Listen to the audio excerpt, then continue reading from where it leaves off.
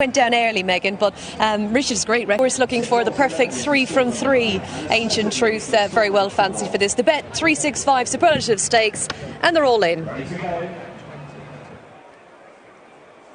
And they're off for the Bet365 Superlative Stakes. T-Roll Group 2 over the 7 furlongs. Assertively, the red jacket with those cheek pieces on is the first one to stride on. Leads by a length over line of force in the green and white colours. Over toward the far side, the blue and white stripes for Seagulls 11. Tucking in behind then is Ancient Truth and the royal blue. On the outside of him is Columnist, who's now moving up, now to grab second place. The back market is Wimbledon Hawkeye as they continue up now towards the final half a mile. It's Assertively under Clifford Lee, who showed by a length to near-sided Columnist. Between them there is Line of Force. In amongst them is Ancient Truth. Toward the right-hand side, Seagulls 11 and then Wimbledon Hawkeye. The field begins to cluster up as they head inside the final 3. Assertively by just about a neck now to Line of Force and Seagulls 11. Columnist appearing to go well towards the near side, and then came Ancient Truth and Wimbledon Hawkeye. They're racing now down inside the final quarter of a mile, and 5 of them in a line. Columnist now ridden for more. Assertively's been headed by him. Here though comes Ancient Truth to the outside in the blue, and it's now Ancient Truth who's moved into the lead. Goes on from the running on Seagulls 11, then Columnist and Wimbledon Hawkeye. They're inside the final furlong. It's Ancient Truth who's out in front, and just like his sire Dubois, Ancient Truth has won the Superlative. From home in second, Seagulls 11, then Wimbledon Hawkeye and Columnist.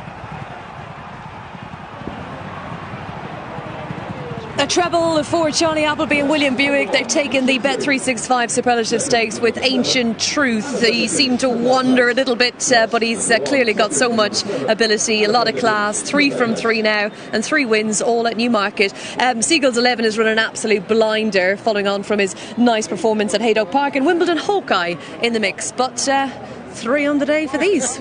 Yep, a team absolutely flying, and I think Ancient Truth has outstayed his rivals here today.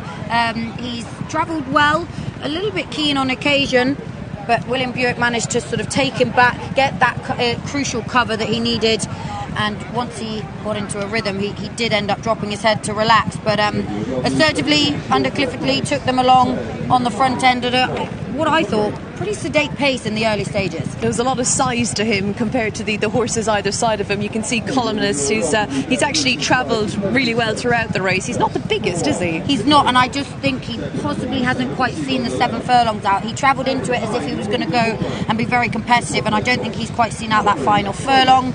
A massive run from Seagulls 11, who was out on that wing a little bit, just looked to be lugging away from his rivals, showing a bit of immaturity and sort of, I suppose, getting a little bit unbalanced down that hill. A totally different track to Haydock. He's a horse with a lot of ability, Seagulls 11. Yeah, you were right to point him out. Obviously he came here with that win at Haydock Park. He quickened very nicely, and there you'll see Wimbledon Hawkeye, who was really out with it, wasn't he? He was really struggling, and he didn't come down the hill well at all, but he hit rising ground and he's taken off.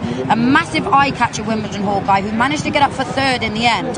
He is definitely a horse to keep on side. He's had a break since we last saw him. He ran at Kempton when winning on debut. Definitely a horse to note for next time, because he's finished very, very well. And oh my gosh, like a little baby there for a long time, wasn't he, at the dip? And yeah, I'm even watching back, you just see, look, he's veering off to his right. He's not handled it at all. No. A bit of sort of inexperience as well as not handling the track. I think a combination of both, but I love the way that once he did hit that rising ground and change his leads, he did run on, so he's definitely one to keep an eye on. But a couple of promising runs. I think Columnist needs to drop back to the 6 furlongs.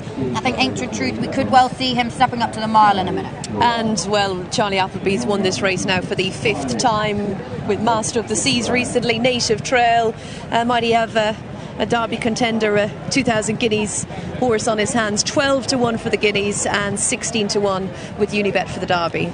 Be no surprise to see him, later on in the season take place at Doncaster in what was the Racing Post Trophy. That could be an aim for later on in the year, having obviously won his Group 2 now. But I do think we'll see him up to the mile this season as a 2-year-old, because he has stayed extremely well. Indeed, and what a day it's turning out for William Buick and Charlie Appleby, and well, they may not be done just yet. Back to you, Tom. Let's get the full result.